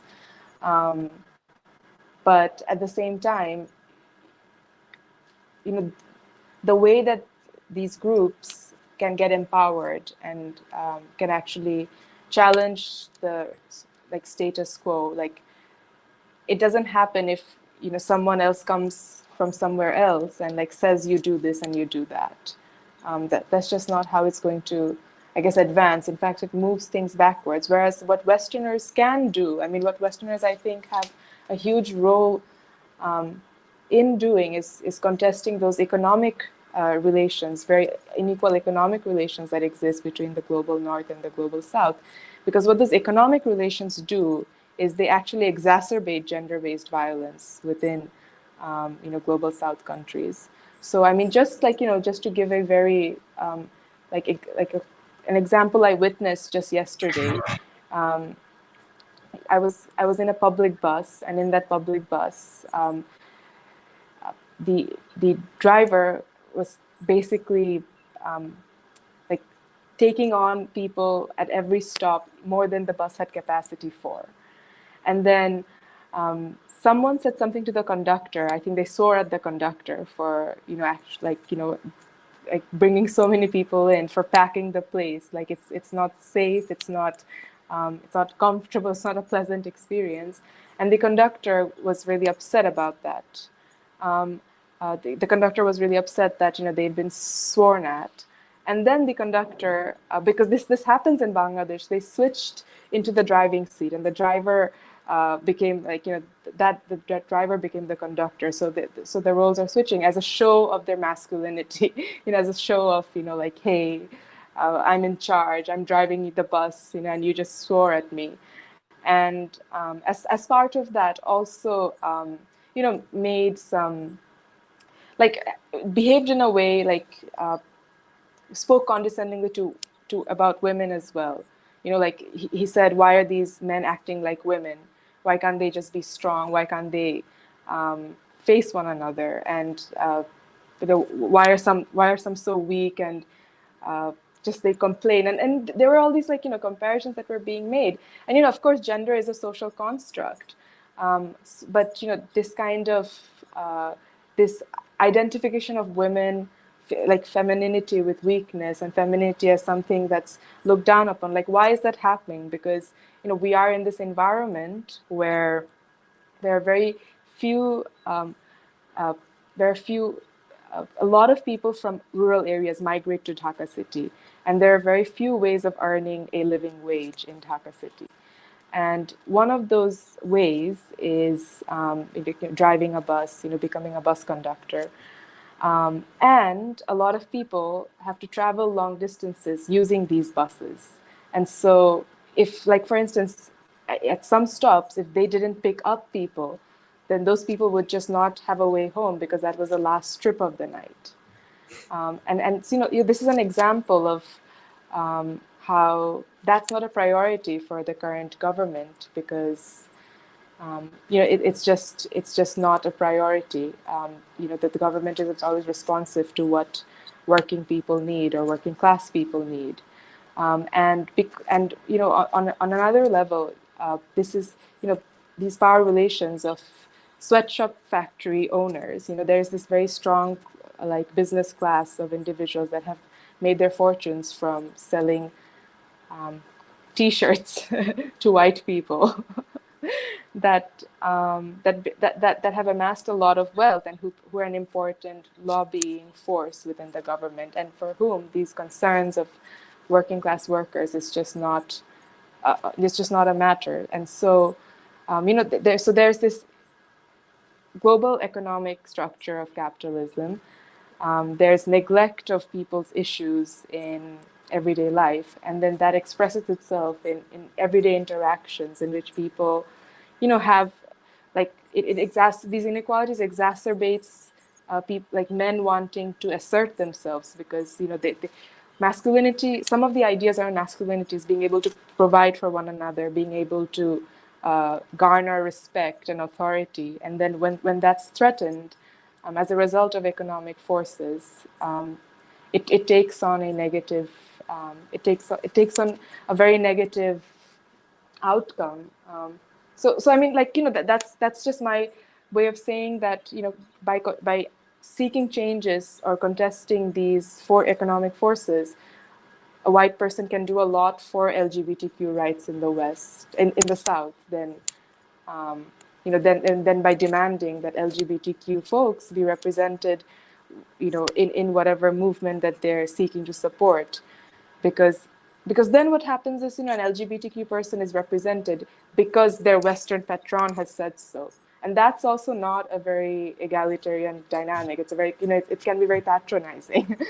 No, that's a good point. And honestly, people need to recognize material conditions matter far more than any group saying that you're okay. Any trans person or any queer person is going to much rather they have better income or safer working conditions than some political movement saying we accept you. Right? Yeah. We sometimes forget, right? It's the material conditions that matter the most when we're dealing with these kind of things. And this just brings me to one thing I wanted to ask you about is a lot of people are scared in the modern kind of political landscape because we're seeing this massive kind of political changes right now. Like just within the last month, we saw for the first time a shift from the American petrodollar, where now China, Brazil, and India are buying and selling within their own currencies. And we're now seeing sort of this extremification, at least that's how the media is depicting it here, where you're having this Russia, China on one side, and then the West on the other. And it's becoming even a religious divide, where issues of queerness in accepting trans people and issues of Christianity are starting to reveal themselves as central issues, at least within Russia and in the United States. Like, where do you think this is going, and what does this mean for the political landscape going forward? Do you see a shift in political power, or are we going to maintain that American hegemony? Wow, that's I feel like it's a difficult question, and it's like, I know. Sorry, if but I make a prediction, if I perspective. no, I like the question. It's just like, now I feel like, oh, I have to be right. I hope I can make, the right prediction. Well, I mean, it's, yeah, I mean, I guess what I would say is that a lot of times when you have these great powers fighting against one another, you utilize minority rights as a, like, as a as a tool through which to make your side look better than the other side. So in the Soviet Union, you had a lot of discussion about the United States being racist and being, having these unjust structures that disadvantage Black people. And it's the Soviet Union, didn't have the same racial hierarchies, but definitely, had problems in terms of its own, and like the Tatars, the Central Asian, various groups in Central Asia, which weren't always, I guess, as treated as fairly by the Soviet government. And then you also had the Soviets wanting to turn a lot of global South countries. I want to avoid using developing because that implies there's a trajectory, and Of course. yeah, right. Anyways, so I mean, the Soviet Union wanted various African countries, various Asian countries to serve as suppliers of raw materials, and what that meant was it would prevent those countries from industrializing themselves, and industrializing is a really important part of making a country self-sufficient, of raising the standard of living of the people who actually live there. And it's not something that you expect from a communist, a self-professed communist government. And right. I think what I'm trying to get at is, the rising powers are challenging one another. U.S. hegemony isn't as, I guess, hegemonic as it always used to be. There are challenges to it, and oftentimes, when these powers are competing with one another, they'll point fingers at you doing it badly. I mean, you're doing it worse than we do it, and so we're better and you're not. But there's a lack of critical self-reflection, and that's my strongest opinion on this, which is that as these powers are competing with one another, where is the critical engagement and self-reflection within their own countries, within their own empires, if you'd like. It seems like much more of a discursive tool to prove something, to prove who is better than who, as opposed to actually addressing people's problems. But I would say that narcissism of small difference, right? When you right, listen to Russian propaganda, I'm like, you guys sound like America, right? You're calling America this ultra trans place, and that's clearly not what it is, And you're saying, right? You're saying they're all right. atheists. When you guys are so much more similar. You're both fairly Christian. You're both fairly, Anyway, it's just silly, right? Right. I mean, and that's so interesting because, it's interesting, but I think it's also just it's frustrating that people like minority groups become like a sport in great power conversations and politics, and I mean it just shouldn't be the case. It just shouldn't be, but it is, unfortunately. And it's important that we remind people that these kind of things are highlighted because this is a central element of fascistic governments and those with fascist tendencies. And what this is you view the society as a superorganism, and then you view the minority as the other responsible for causing any issue within the organism. And by highlighting that other and removing that other, you give the false perception that you are fixing the superorganism, that you're dealing with the issues. And this is a very easy way to tell people that you're solving problems without actually causing any change. And it's something that people can identify and point at as being done. And we got to remember this and not fall for these kind of traps. No minority is responsible for your ills. Yeah. I mean, and also the fact that there is a minority signals that, I mean, this is like, very basic semantics, but, a minority is made by a majority that's in power. Like a minority isn't a minority, like, they're people, and then, they're within political structures that make them a minority. And so, and then they have to engage with the majority groups, institutions in order to try to get better representation and better rights and such. Um, and yeah, I mean, I think that that's like minoritization as something that's produced, I think is really like an No, important aspect that to is an this. important point, because like when you look at the global south, you represent what, 75% of the population, yet Yeah, somehow yeah, the global south is the minority. yeah. How is that reality, right? For sure. I mean, there are many angles to this, but I think like the one that like that's really hit me is when in Western countries, so whether that's Germany, whether that's the United States or the United Kingdom, you talk about representing minority voices. Like I've always found that very like an interesting language to use, because you mean minority within the nation, like within your borders, but these people aren't minorities globally. Like these are the majorities. You're the minority. Um, Right.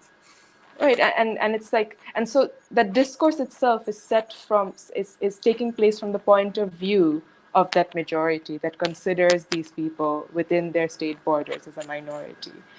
And I mean, like, with the case of the United Kingdom specifically, I think it's really like, I mean, one thing that I've really want to highlight is there's a lot of discussion in the UK right now about the future of welfare and nationalized healthcare. And the Tory party, broadly speaking, wants to privatize, and Labour is not sufficiently resisting that instinct, is how I would characterize it. But even the creation of these systems took place because of the surplus value that was extracted from the colonies. So, like, in the like between the world wars, when people were thinking about setting up socialized systems of healthcare and welfare, like what they considered as income, as part of the income to finance these systems, was wealth that was going to be expropriated from India, but also Kenya and other British colonies. But then there's a sense that that healthcare system, that welfare is, the for the citizens of Britain, and it's part of the social contract. Like you pay to the government to provide you those services. Like you pay taxes to the government in exchange for providing those services, and that's what makes the country work. But what makes that country work is actually like 200 years of British colonialism. No, you're It. right, and this is something that people are not fully aware of, because at least in the West, because of education. But it's just a reality, is that the West is built on the degradation of Africa and of the East. It's just the reality, and people need to wake up to that social reality. And this reality still continues in a very similar way, where we are consistently extracting. The difference that has changed is that it's now the power structures are in the East and in the global South are participating within that. That's all that's changed. Now you see China. Look at China. They own most of the US's debt. They provide the US with most of their product. And they're using that power that they've been able to extract from the US to uplift themselves and challenge them. And now you're seeing America freak out over this change in dynamics, but it is a direct result of their colonial actions towards China, And it's like, I'm not saying it justifies China's reaction, but this is a tit for tat thing, that's Yeah. unfortunate. Yeah, absolutely. And I think like, the other aspect that I find like, troublesome, because, like I am part of the world and the world is part of me. And like, spiritually, there's a discussion that's happening. There's a dialogue that's happening between me and the world.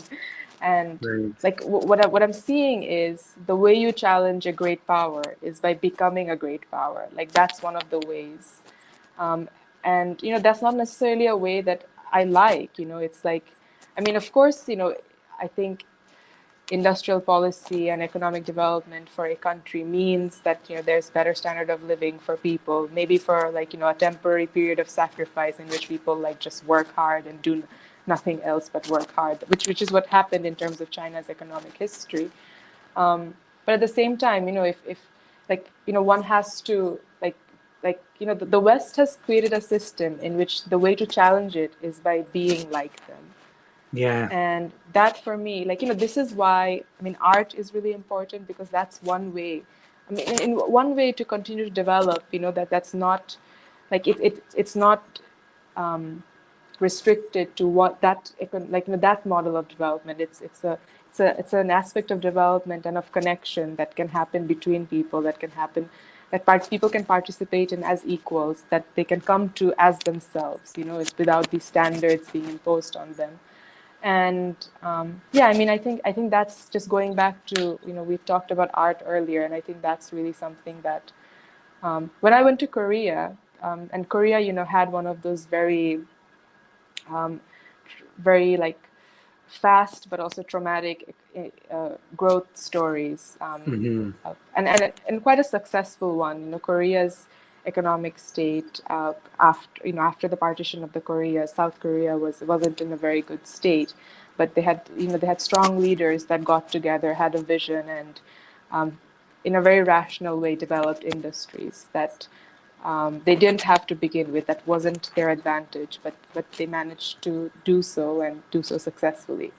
But part of that meant that a lot of people, like a lot of leftists, a lot of activists and artists, who were affected by these modernization projects, by their homes being displaced, like them being displaced, their homes being taken away, different kinds of logics pervading social life. They responded through art, like they left art, like they made art when the World Cup was to be held in, or the Olympics was to be held in South Korea. What remains of that critical response is the art of the artists that didn't like the fact that, as it goes with World Cups and Olympics, the buildup of very expensive and extravagant infrastructure, stadiums, and like lots of expenses in order to do so, to show like tourists a very fancy image of what the country is, but that don't necessarily reflect the interests of the people. Right. And that art exists. Mm-hmm. Yeah, like I think about, we had the Olympics in Vancouver when I was a young person. I remember just reading about them rounding up all of the houseless people and shipping them across to another city, and people died in this. And this is happening in Canada, a place where people wouldn't think that would happen, but perception mattered, and this was a global event. So those people got shipped, and it's so unfortunate. Right. And it's like what do we gain from the Olympics? What do we gain from the World Cup? I'm not saying that that physical activity and physical competition and these are ancient arts, and these are things that that are part of our social culture. But these extravagant large competitions that involve a lot of money, a lot of different exchanges, and this it seems to me that it just doesn't seem necessary from my point of view. I totally agree for the most part. I do see sport as a way to channel that kind of aggressive militaristic energy, and to avoid those kind of national conflicts. But the problem when you get something like, it's clear that like something like FIFA originates with that kind of mentality, or the Olympics originates with that, but it's now become a cultural force that goes into these places, that it's about exploitation. They generate trillions of dollars. And where does that money go? FIFA is the most corrupt organization practically around. It's like every time they talk, there's another scandal. No one wants to have them anymore, right? Even though like this is the most beloved tradition on the globe, football. Yet you have to fight with countries to accept it. What's going on, right? Yeah, I mean, like, absolutely agree with you on the tradition itself being Mhm. like, of value, of something that brings people together, that allows people to express impulses. I mean, I've always had trouble with the fact that sports is sex segregated. I've always Of wanted, and I course. know that opens up another can of worms. But no, I think, I mean, in my ideal world, sports isn't sex segregated, and but yeah, we're not in that ideal world. And I mean, like, just in terms of, I'll just, I'll go on a small tangent and come back. A lot of this discussion that I encountered, because when I was in Berlin, I attended a sex and sexuality and sports conference, in which, there was a lot of discussion around issues about gender and sexuality as they relate to sports, and how, like, a lot of female sports folks, particularly from racialized backgrounds, are, have to go through these very humiliating gender checks in order Right. to, like, verify if they're cheating, if they're and winning by some kind of unfair competition. Anyways, but yeah, with the sports itself, it's like, it's like, are there not more sustainable and less like commercialized ways of engaging in these sports? Like, do you need stadiums? Like, Right. could it not be like a public, you know, like, not necessarily like, you have viewers, you have people watching, but you don't need these new structures in order to play sports in a field, like any field, like, of that measurement can, like, all you need to play football is you need a field, and you need A and by ball. football, I'm hoping, like, soccer and not like Yeah. American football. You need the ball, and you need the little, like, goalposts, and you need the field of a certain measurement, and that's it. But there's all this hype that's built around, the audience, the seating arrangement, the It different. becomes a nationalistic performance, right? It's about in creating these cultural identities and pitting them against each other. And it's about it establishes these differences. And it creates hierarchies of difference. Oh, I guess we accidentally lost her there. Oh no, her internet connection must have kicked out. I'm going to give her a couple minutes. I'm going to just send her a quick message here. Sorry, guys. I hope everything's all right on Kate's end. So let me just find my Discord here. Sorry, everyone. Thank you all for watching. I really appreciate that. I've been really thoroughly enjoying this conversation that I've been able to have with Kate. She's such a brilliant speaker who's had a tremendous experience traveling, and it's yeah, very, very enlightening. And I think actually, just because I'm having trouble getting her back here, that we're going to wrap up the discussion. It's unfortunate that we couldn't say goodbye, but everyone, please go and subscribe here to the Global Southerner. That's Kate's channel. She's going to be producing new content, and make sure you go and you watch her essay on why she doesn't identify with feminism. I thought this was a wonderful talk. She really made me think a lot about these ideas of identity and the power of identifying or not identifying with something. And there's lots of really good examples there. Hey, Kate. Hi, sorry, my Oh, phone ran out of charge, and I'm no here. worries. Yeah, No we were worries. ranting about sports. But yeah, we're coming up almost to the 2 hour mark. So I figure what we'll do is we'll wind down anyway. And I wanted to ask you, was there anything you wanted to end on? Like, what do you want to kind of sum up your perspective in our talk with, that you want our audience to take home with them? Well, so there's two things. I feel like I wish we had addressed spirituality a bit more. I mean, we have talked around it, but just because that's the focus of your channel.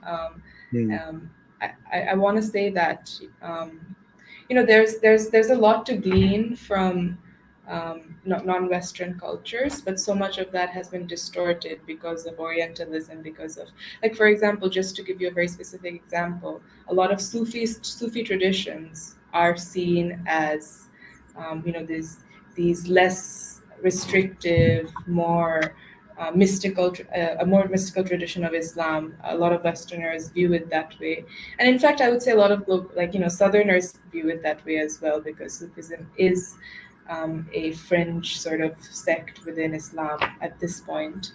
But there is this radical history of some of the earliest revolts against colonization, like in North Africa, in the Maghreb for sure, being from Sufist, having Sufist, being waged by people of Sufist backgrounds. So I think that it is unfortunate that part of what gets erased as a result of Western Orientalization is that these spiritual traditions, their radical histories get erased, and people who are interested in engaging with spiritual traditions of other cultures aren't able to. It's like, because of the filters that exist, because of all the unlearning that has to take place in order for any real conversation and engagement to happen between people of different cultural backgrounds. I think that's that's sort of that's what I'm trying to do with my channel as well, which is to the extent possible. Of course, I don't have the very intimate knowledge of all global southern, all traditions of the global south, and all movements and all peoples. But from my perspective, I want to make some of these histories, some of these erasures and omissions clearer, and hopefully um, that's of use to your viewers, and also your community. Yeah. No, I think so for sure. And you raise a really good point. That's something that a lot of people need to recognize, is that with any of these kind of spiritual traditions, especially the more mystical ones, it's very easy because they're rather secretive, or they've been usually oppressed across history, for us to have a very idealized picture of them. And it's important that we regard any tradition as not a monolith, right? There are various groups that exist, there are various perspectives, and that even Sufis or Hindu mystics are still Muslim or Hindu. They're coming out of a cultural context, out of a certain milieu. They have a perception that comes with them. And any group you approach, you got to make sure that you approach them from that perspective of understanding and of listening. Don't bring your preconceptions and your baggage. I think about Sufis can run the gamut. You can get some that resemble very modern, progressive kind of groups that are located in the West, and then you have some that look no different than more orthodox forms of Islam.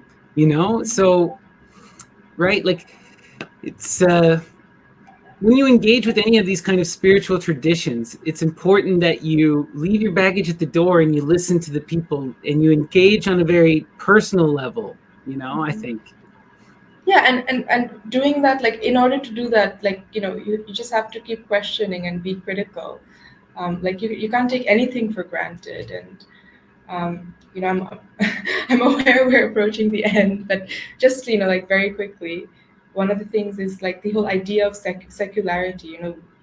Western institutions, and also increasingly governments in the global south, want to be fair, want to be independent, want to be secular, or there are movements and countries where there's a strong desire to be not secular, to actually embrace a very jingoistic version of one's religion.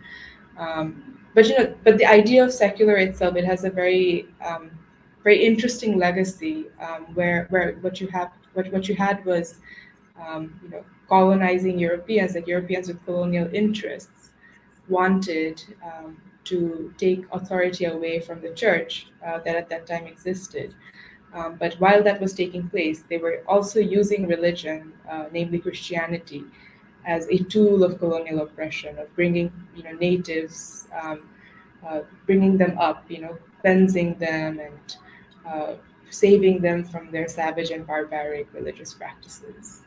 No, that's And a so, really important thing you highlight, because like when I was in India, this became so apparent to me, because you have this whole process of the British colonial government trying to demean various Hindu thought. They're polytheistic, we're monotheistic. They practice the caste system, we have equality. But the reality was something far different. And if you look at the archaeology and the anthropology of the area, something like the caste system had been largely on the way out and was only upheld by a minority of people until colonialism reasserted it. And then this idea of like monotheism and polytheism doesn't really kind of sum up the vastness of Indian tradition. The Indian tradition has so many different conceptions of deity. But what resulted in this is you got this political re-examining of their own thought, and you have something like monism becoming a central idea.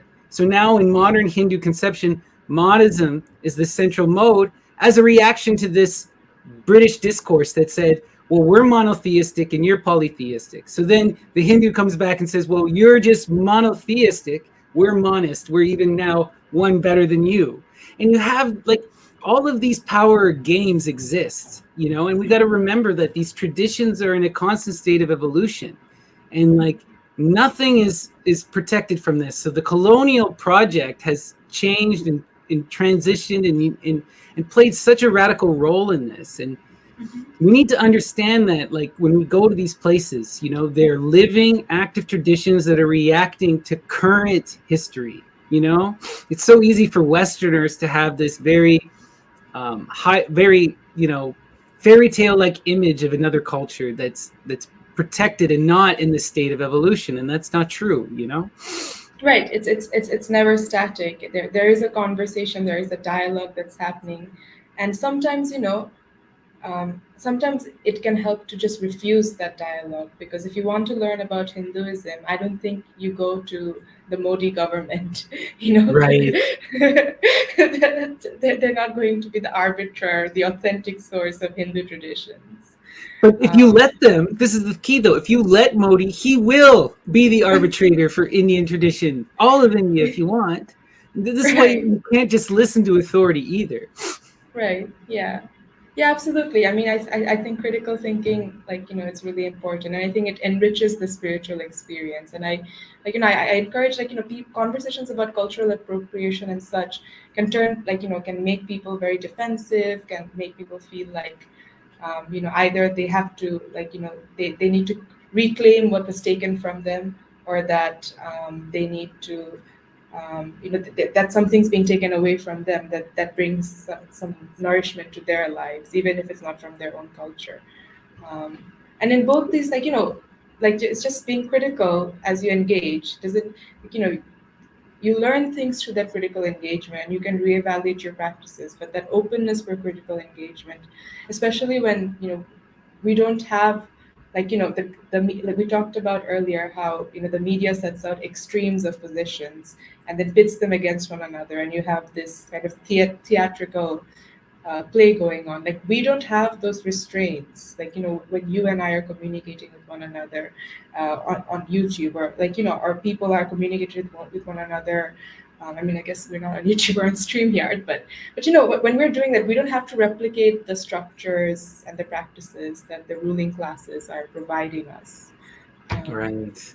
No, that's a very good point. And I want to remind people too, of part of the big problem is that we're all dealing with capitalism, right? In reality, capitalism commodifies and reduces everything, and everyone has to engage. So when we're dealing with religious and spiritual ideas, we have to try and not reduce them to spiritual products, because that's when this becomes an issue. I think back, I worked for years in various spiritual shops, and I have various memories of people confronting me, and one that really hit home, we had a giant Buddha head, and a person comes up to me from Thailand, and they're like, in what world is it okay for you to cut off the head of my divine being and put it in your garden? And that's what most Westerners are doing. They're using it as a garden ornament. But in Thailand, that's the Buddha. That's the holiest thing imaginable, and it's important. Like, I'm not saying you can't take something and put it in your garden, but understand that there's a conversation, and that image means something different to someone else, and these images have power. Yeah, I totally hear that, but I also know that there are segments within Buddhist tradition that don't like the fact that Buddha is idolized that way, Right. or idealized that way. Like, that was never the point. The point was not to make a deity out of Buddha, but to strive towards enlightenment. No, and you raise a very good point, because none of these traditions are going to be, you're never going to get a monolithic experience with any of this, right? You talk to a dozen different people from the global south, they're all going to have a different perspective. Someone who's making the clothes and makes a living selling the clothes to the West, probably not going to have an issue with selling their religious clothes. But then someone else who also engages with that same tradition may have an issue, right? And this is why it becomes such a sensitive thing. And I think what's important is we maintain the respect, and we try to listen and understand, and we recognize, right? Like, it's okay if someone is upset with you, and it's okay for you to engage with something that is meaningful to you, like, I had deep, profound experiences when I was in India. And there are many cultural, religious ideas that I have taken home and incorporated into my life. I am never going to claim authority. I'm never going to claim authenticity.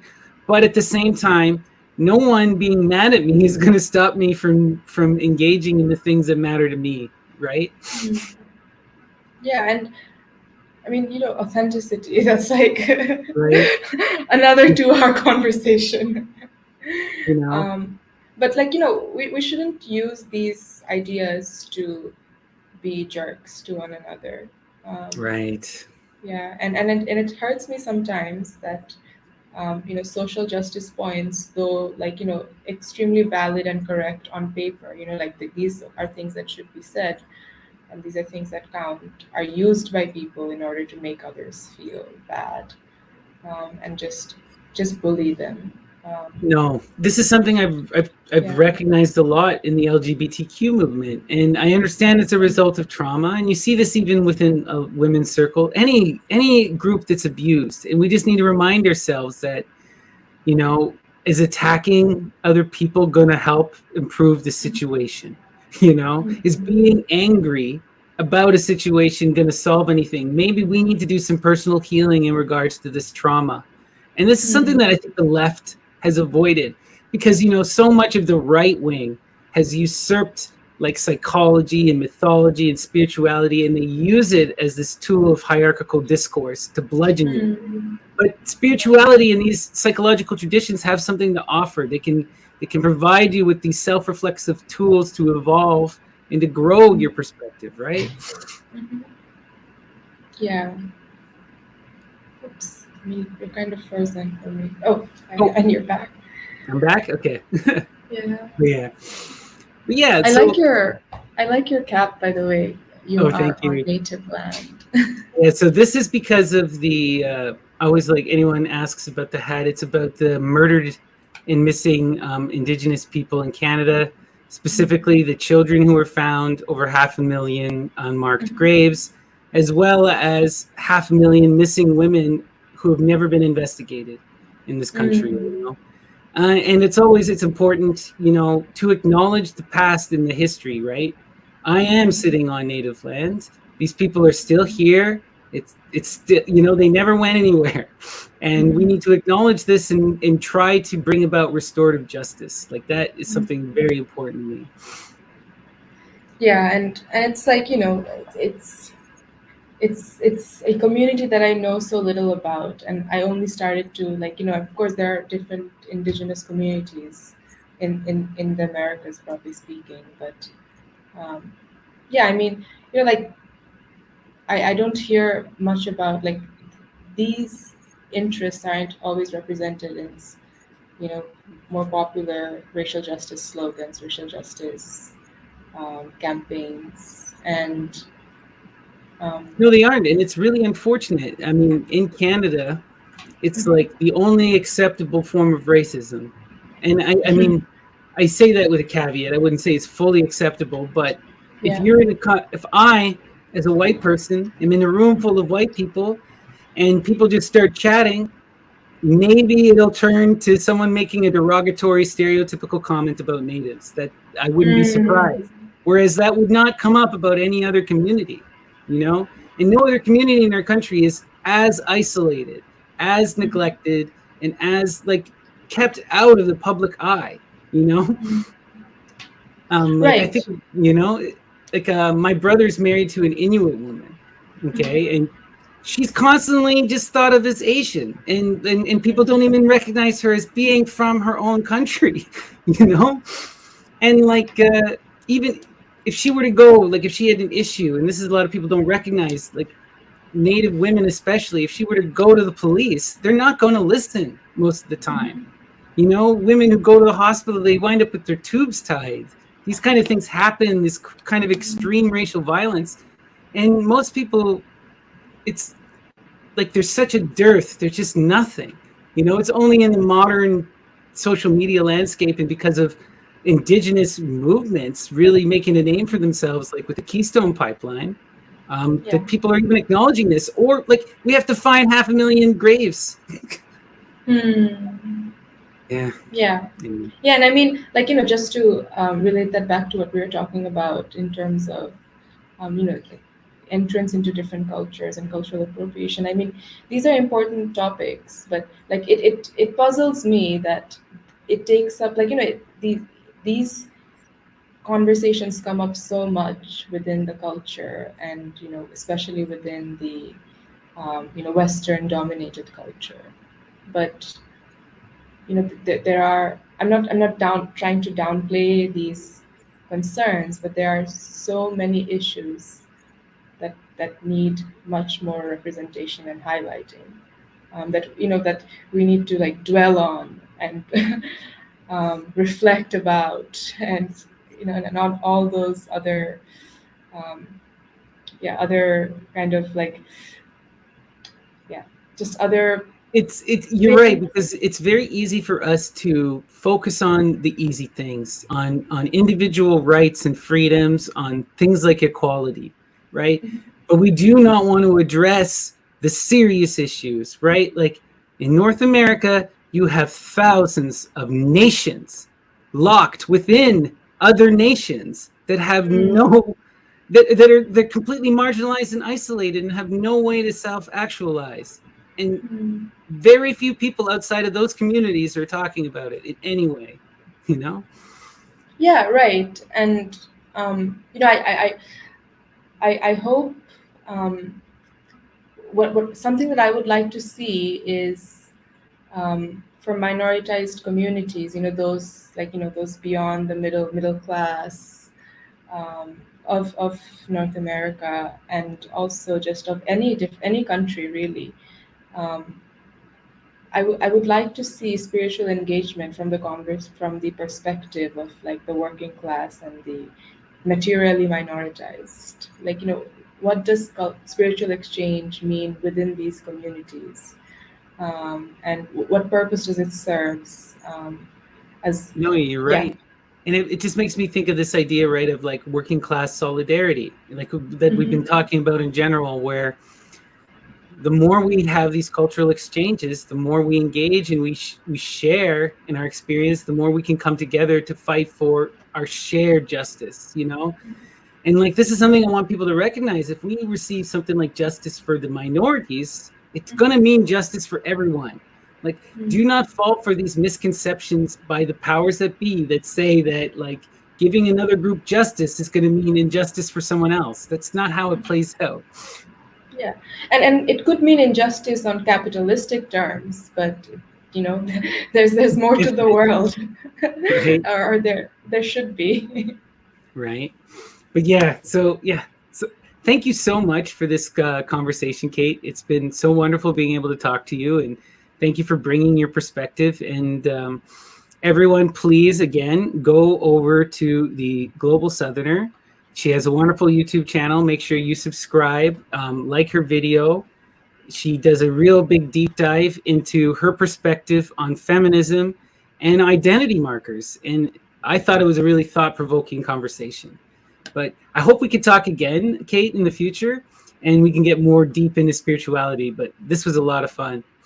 Yeah, thank you so much for inviting me, Snappy. It's it's been a pleasure to like get to know more about you, as well as being part of this conversation. Wonderful. Thank you so much. And everyone, you have a wonderful day. I'll be back in a few hours with the Witches Symposium, where we'll be talking with Neil of Gnostic Informant, Dr. Ammon of Lady Babylon, as well as Dion and Wretch. So thank you, everyone, and you have a wonderful afternoon.